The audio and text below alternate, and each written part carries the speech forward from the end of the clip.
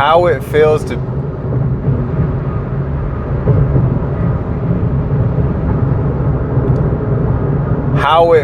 be 40 years old. Now, if I were to think about how it feels to be 40 at 15 years old, I'd be like, bro, you're a grandpa. And safe to say, I'm not an actual grandpa, and I do have a 20-year-old daughter, but she's of the rainbow flag community, so she's not gonna be making me a grandpa anytime soon. So yeah, man, so how does it actually feel? Like, what's the actual feeling? I feel like 40 years old is like a transitional state. It's like in the middle ground. It's almost like you're 20 to 30, but now it's your 40 to 50.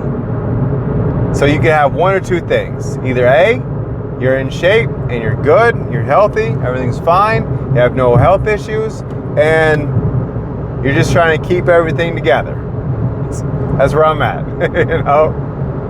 There's other people who are not healthy, who are overweight, and their knees are feeling it, their back is feeling it, all that stuff is going wrong with them because they've abused their body for literally almost 40 years. I've abused my body for the first 20 to almost 30 years for sure. For the last 10, it hasn't been as bad, and for the last 2, it's definitely been minimal compared to my 20 to 30. And what do I want to do with life? You still kind of try and figure that out too, because you don't want to start thinking like, well, I don't got much going on, I don't have savings, I don't have this, I don't have that, because then you start to internalize these things and it becomes your reality. I don't internalize those things because I don't want to have a mental breakdown. Most people have mental breakdowns because they don't know what's happening next. Me, I kind of take life as it goes and try and create something that will be next. Like right now, I want to create something like such as YouTube. I want YouTube to be my next. So therefore, I post every day. Whether it's good or bad, whatever, I just post every day. It's like my journal. I know I'm talking to somebody because I'm not at 0 views. It may not be a wide variety of people, but at the same time, I'm speaking to people specifically to who they are. Because someone else right now is turning 40 and is way worse off than I am. And there's also someone turning 40 that is way well off, way better than I am. And between those two spectrums, I almost fall in the middle. But that's how it's kind of been my whole life. I haven't really been doing too bad for the left, I haven't been doing too bad for the right. I've kind of been just in the middle. When things go really good, it gets good to a certain point, then settles back down, But if I were to watch a graph of my life similar to a stock or a crypto, and you were to go to the lifetime of your event, I would be at that point where we're trading sideways. For the past 2, maybe 3 years, have been trading sideways. But if you look at the graph as a whole, I'm on the uptrend. And that's how you should look at your life. Is if you're not on the uptrend, that means you're on the downtrend or you're trading sideways. You definitely don't want to be downtrending, but trading sideways is okay because that's on the way to being parabolic, which would be the biggest moment of your life. Now, if you had asked me not too long ago, what's the biggest moment of my life? My biggest moment of my life was my party days. I used to love going to parties, party hopping, and being with different people and being around different people at all times. But I was really just trying to fill in a blank that I had that now I've filled with family. And I show more fulfillment because of it. I'm doing better in life as a married man than I was as a single man. Immensely better. I have done so much. And what I mean by that is I've dated so many girls.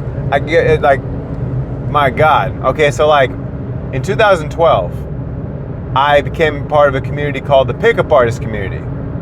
And I didn't know nothing about it, but my friend was like, yo, you should read a book called The Game by Neil Strauss. So I read this book, and it changed my perspective on what it meant to go out and get girls. Now, I didn't tell you how to keep girls, but it definitely taught you how to open the doors to the finer things of certain women. It was not about looks. It was about intrigue. And at that time, I was like, I had a poor posture. My self-esteem was pretty good. I felt good about myself, but it wasn't where it needed to be. And it showed. So I would have insecure moments, even though I really wasn't super insecure, I had insecure moments. Now you can call it more protective because I'm not insecure about certain things anymore. I can be more protective of the things that I have or the people around me, for sure. But I'm no longer extremely jealous of just random things. And I like the way Drake put it. Jealousy is just love and hate at the same time, because it's so true. Like I love Nelly, right? But I hated Nelly because he looked so good. And what I mean by that is like all of my ex-girlfriends during the time of me growing up were always like, oh, dude, he's so hot. And I'm standing right there. I'm the one with you, and you want to tell me how hot another man is? Oh, God, it used to bother me to my core. So I hated Nelly. I love his music, but I hated the way he looked. I hated the fact that he was good at what he did, and he looked good. My gosh, I hated it. Now I don't mind. It's like, whatever. Of course, he's a good-looking guy, and he's been doing his thing. You know what I'm saying? I still like Nelly, for sure. But those are the things that I had to grow past throughout the time of my life here. So even though I enjoyed the party days, that was the worst time in my life. Now, it was fun, but I had the most immature lifestyle you've ever seen. I had nothing together. Zero together. I definitely drank a lot. I abused broccoli a lot. I partied a lot. I stayed up late. I ruined opportunities. I burned bridges. I stole. I did a lot of crazy things during that time. I was in trouble with the law. You know what I'm saying? My first time ever going to jail. I thought it would be hot, essentially hot. I wish I could still find that actual jail photo, because now I can only find the current one I have, which is from years ago, but still that one looked horrible compared to my first one. My first one ever, I had a double lineup, when double lineups used to be the thing. I had double lineup, I had this red shirt over my shoulder like this. I was like biting my lip like I'm sexy in jail with a bunch of men. Come on, bro. What are you doing? What are you doing? They threw my pretty ass up in there with all the crazies, bro. The crazies. It was to a point where this dude was flipping out. He's punching walls and talking about, hey, I need out of here, bro. Banging on the door and all that stuff. And he kept looking around the room to someone to start a problem with. And he looked directly at me, and I just looked down at the floor. Because I'm not there for that. I'm not there to play tough guy inside of a jail. He never minded me, looked at the other guy, made it an issue about whatever, and then they started fighting. The guard came in, took him out. You know what I'm saying? It was crazy.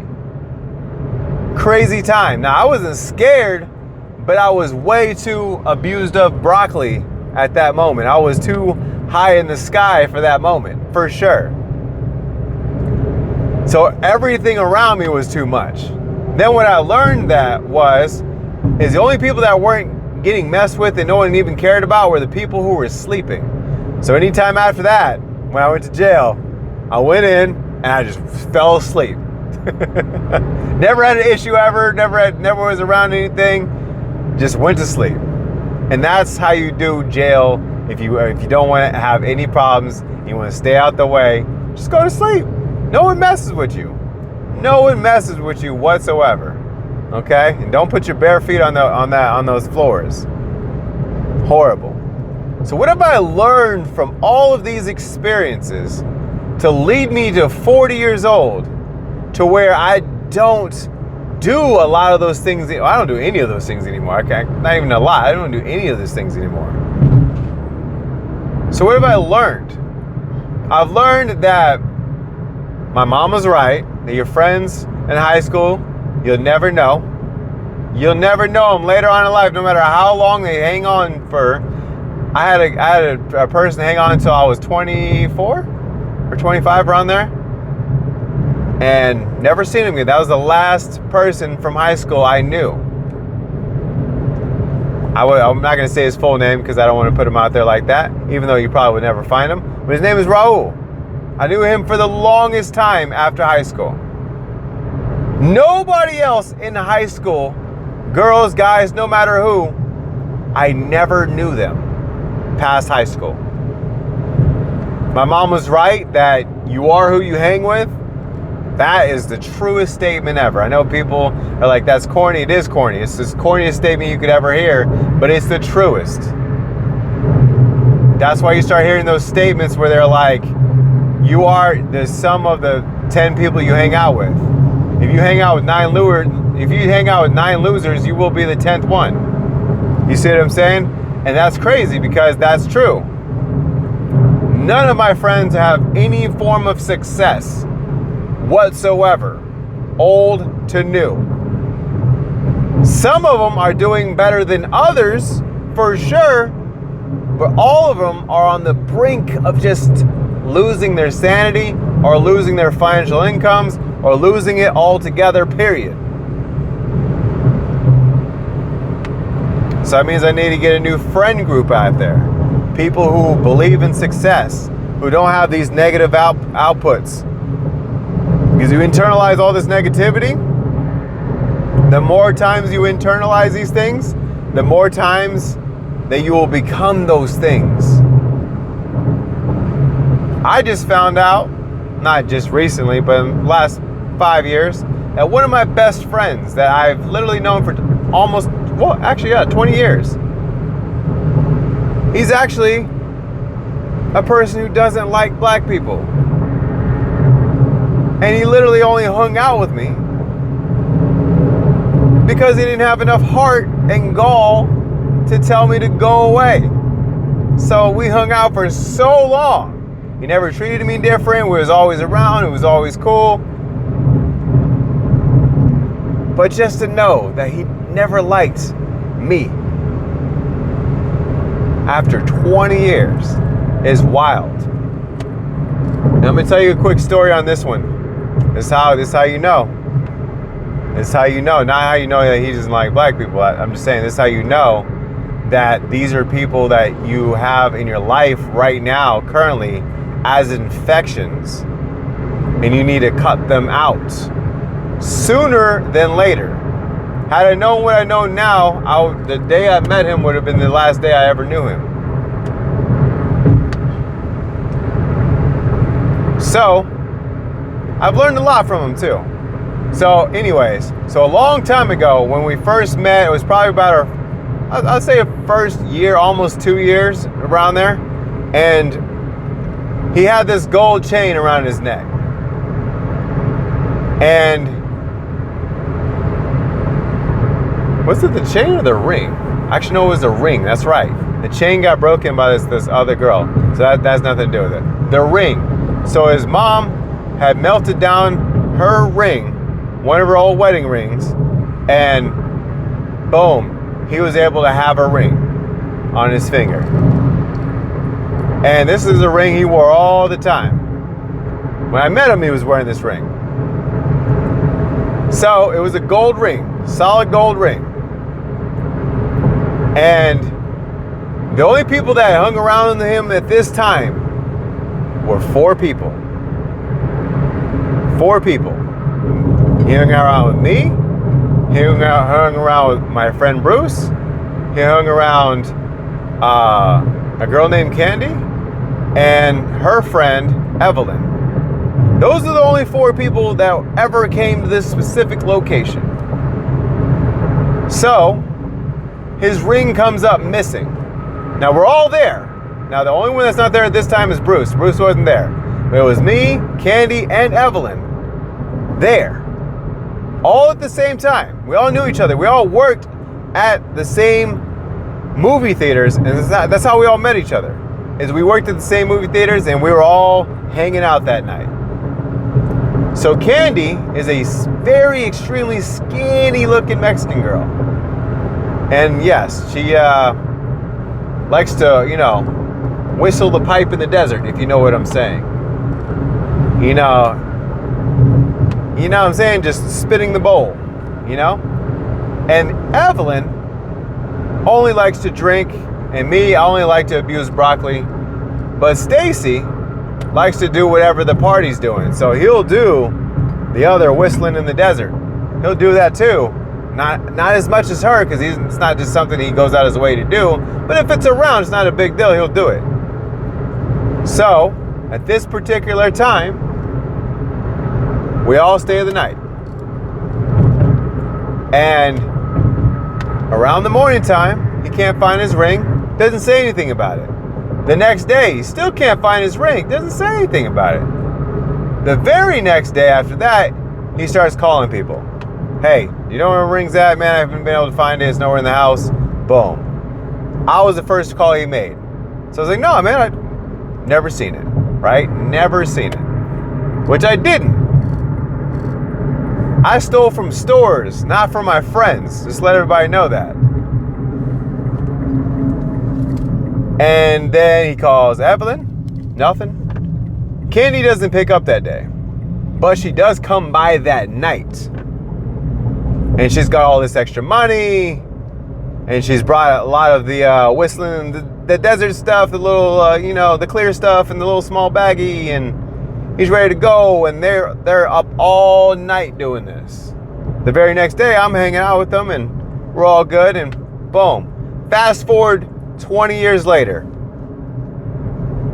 him and his wife are having a fallout. And he starts kind of like opening up to me more than ever. Because at this point, like, we just kind of hung out for 20 years and never really, so we were good friends, best friends.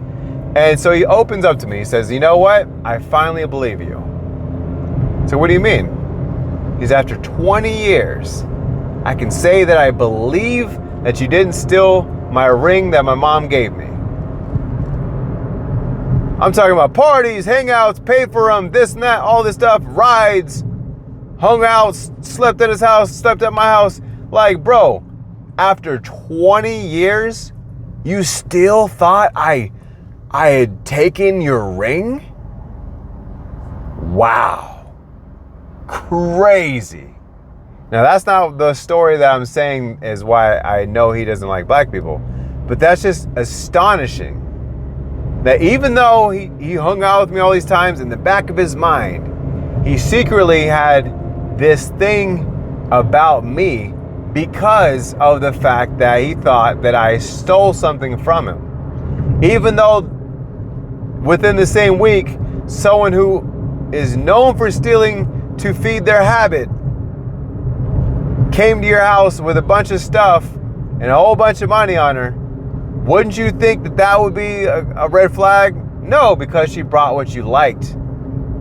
So you just did it with her, didn't even put two and two together, and she just sharing this with you because her heart is saying, bro, I can't believe I just did that to him. Whatever, I'm just gonna share it with him. Forget about it. We're just gonna share. We're just gonna share my stuff. We're gonna share now. Crazy. So that's what it feels like after 40 years. Feels like my friends that I've known for extremely long times, the ones that are still in my life today, are someone I could call and have an hour to 2 hour conversation about nothing. And we still enjoy each other's company. No matter what's going on in any one of our lives, we enjoy our company. And it's because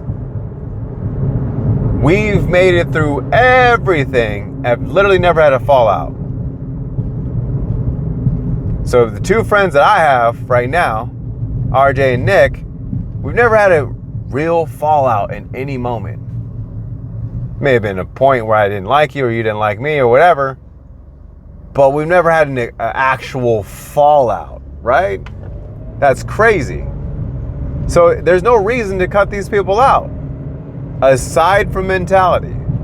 Now, if their mentality isn't there, there's no way for me to help them, because they have got to internalize and realize that they are the problem and they need to fix their problem like I had to fix my problem. And I'm happy to say that they are doing those things. They may not have overcome everything I've overcome, for sure. I'm not saying that they have to. But for themselves, their kids, their family, they've got to get it together. Just the same way I've got to get it together. We've all got to get it together, period. Because once that bell rings and you're disabled or whatever, or you're sick or whatever, it's going to be too late to do those things. It'll be impossible for you to accomplish anything. Then you're just on government money, SSI, disability, disgusting small amount of money set on a crazy small budget that barely goes up every other year. But your bills just skyrocket. You're going to end up a salty person off in the desert somewhere, trying not to die. So, that's what it feels like after 40 years. We're still in the process of building. I appreciate everybody for watching this video. You guys are amazing. Got a little bit of value from it. Make sure you hit that subscribe, and I'll see you on the next one. Peace!